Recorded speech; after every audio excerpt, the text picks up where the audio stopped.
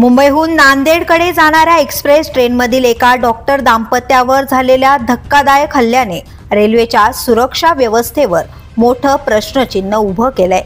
ही घटना घडली आहे 4 जून रोजी पहाटे 3:50 भांडूपानी कांजूरमार्ग रेल्वे स्थानकादरम्यान।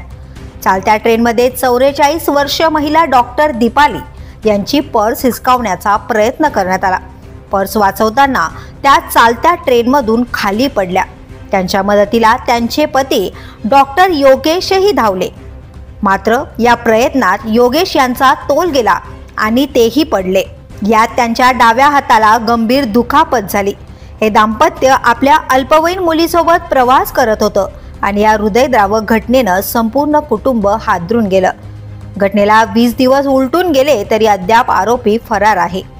आता जीआरपीने या प्रकरणात संशयित असलेल्या 2 वेगवेगळ्या व्यक्तींची रेखाचित्र जारी केली आहेत। या दोघांपैकी कोणी कुठे दिसल्यास नागरिकांनी तात्काळ जीआरपी कुर्ला किंवा जीआरपी कंट्रोल रूमशी संपर्क साधावा, असं आवाहन वरिष्ठ पोलीस निरीक्षक संभाजी यादव यांनी केलंय।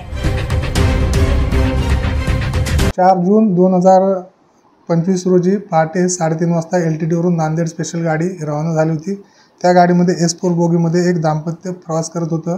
त्यांची जी पर्स आहे खांद्याला अडकवली, ती पर्स एका चोराने जबरी चोरी करत असताना खेचत असताना त्या गाडीतून खाली पडल्या होत्या आणि त्यांच्यासोबत त्याचे पती खाली पडून त्यांचा हात त्या अपघातामध्ये गमावला होता त्यांनी। त्या केसमध्ये आम्ही त्या डब्यात प्रवास करणारे इतर प्रवाशांची चौकशी केली। आता 2 आम्हाला आय विटनेस जे चोर बघितल्याबद्दल सांगत होते, त्यांच्या वर्णनावरून आपण त्यांच्याकडून एक स्केच काढून घेतलेलं आहे आरोपीचं, जे पाहिजे आरोपी आहे या गुन्ह्यातील 491/2025 CR नंबर। तर त्या आरोपीचं स्केच आता आम्ही इथे डिस्प्ले करतोय।